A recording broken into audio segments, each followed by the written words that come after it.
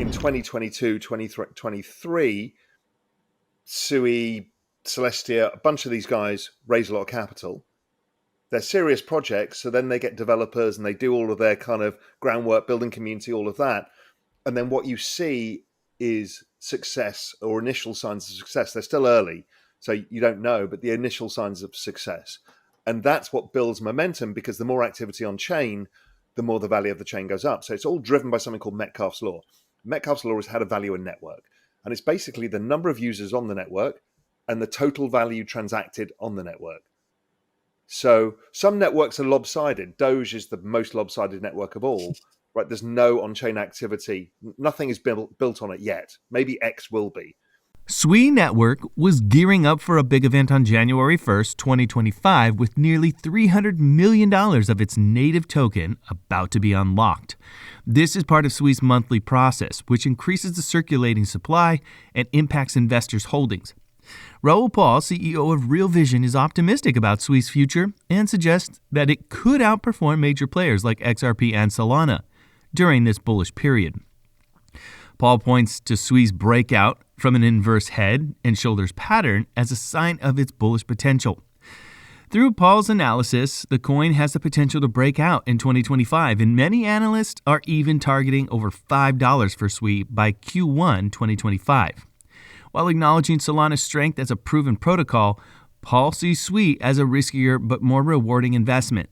He also believes that SUI's uptrend could outperform that of XRP, Solana, and Ethereum, even as XRP shows signs of a potentially explosive move after breaking out of this 7-year downtrend. According to Raoul Pal, SUI might become even bigger than Solana in 2025. Before we move forward, if you want to stay updated with the latest crypto events and news, you can subscribe to our channel and like this video. Now, let's get back to Raoul Pal's view on Solana and the overall crypto market. It's all going to come down to liquidity, because liquidity is the dominant factor. What was unusual about 2021 was liquidity peaked early, because they jammed it in 2020 and then they started taking it out. And it peaked in March. Normally, liquidity peaks in August, September, October, November, which is why the cycles are longer. So that's all I think we need to know, is when does the business cycle peak? That's the other thing. I use the ISM survey. When that peaks, the market usually peaks around that. We haven't even got off the bottom yet. So we're still, the ISM is below 50, which means most of the economy is still not even really functioning yet. So we're a long way.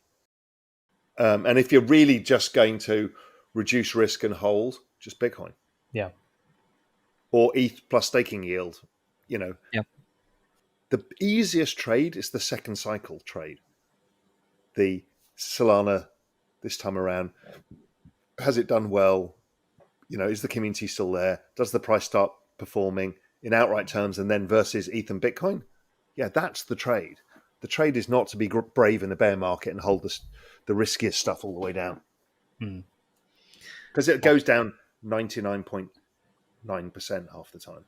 I mean, Solana did. Solana was $8 Solana was a bit scary. 97.5%. Yeah. We all went through that. We saw the flywheel of ETH last cycle. I mean, it just attracted so much capital because you could do so much on it. And we had 2 breakthroughs, which was DeFi, 3 stablecoins, DeFi, and NFTs. I mean, you can't ask for more.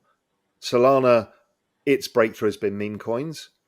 There will be a bunch of other use cases. I mean, it's just very nice and efficient and quick to use. So you need some of those breakthroughs as well, because what they do is capture attention, then more people build on them. The foundations all give out capital to spin this flywheel. More and more people build, and it works. The fear and greed index is approaching neutral territory. While it is still fearful for the moment, with a score of 34, it indicates that some optimism could return to the cryptocurrency market. Paul said SUI acts like it is going to be one of the top picks in the new mainstream channels, or even the one. SUI has made solid gains since Grayscale began marketing its SUI Trust earlier. Paul sees potential in SUI, but notes its early stage of development. He highlights recent technological advancements, such as the Mississippi upgrade, which offers the fastest finality on blockchains. and the upcoming Pilot Fish, which aims for high transaction scalability. According to him, SUI is a project designed to modernize the internet for Web3 with the goal of achieving massive scalability to support billions of users. He remains cautiously optimistic and acknowledges his dual role as a board member and an investor interested in SUI's future prospects. Paul predicts a seismic shift in the global economy and financial markets driven by accelerated technological change and a new political landscape. Paul laid out a transformative vision for the global economy and called the next few years a transition to an economic singularity. He described this period as one in which accelerating technological innovation in artificial intelligence, robotics, and blockchain is fundamentally reshaping global economic markets and systems. Paul attributes this acceleration to the political rise of technologists and accelerationists following the U.S. election, pointing to influential figures like Elon Musk and pro-cryptocurrency organizers as the driving forces. He noted that technologists have taken over the White House, signaling a government shift towards prioritizing innovation. Paul remains steadfast in his optimism about the cryptocurrency market and predicts an explosion in valuation from $3 trillion to $100 trillion over the next decade. He stressed that blockchain is the backbone of the digital age, enabling digital scarcity and efficient global transactions, which he sees as essential for future financial systems. Cryptocurrencies are the architecture of the digital age, he said, highlighting blockchain's central role in transforming how value is exchanged and stored. Paul pointed to a generational shift in market psychology, with retail investors normalizing speculation in response to unaffordable housing and limited opportunities for traditional wealth creation. Millennials and young investors are becoming more comfortable with risky speculative assets like cryptocurrencies. He advises investors to take advantage of current market conditions, saying it's a race to buy as much as possible as soon as possible. While acknowledging the potential economic and social challenges, Paul remains optimistic about the opportunities these changes present. His suggestion is to focus on building financial stability before the anticipated economic transformation reshapes the world as we know it. A rally at this time of year is often referred to as a Santa rally, a financial term used to describe a calendar effect in traditional stocks that have historically risen during the last 5 business days of the year in December and the first 2 business days of the new year.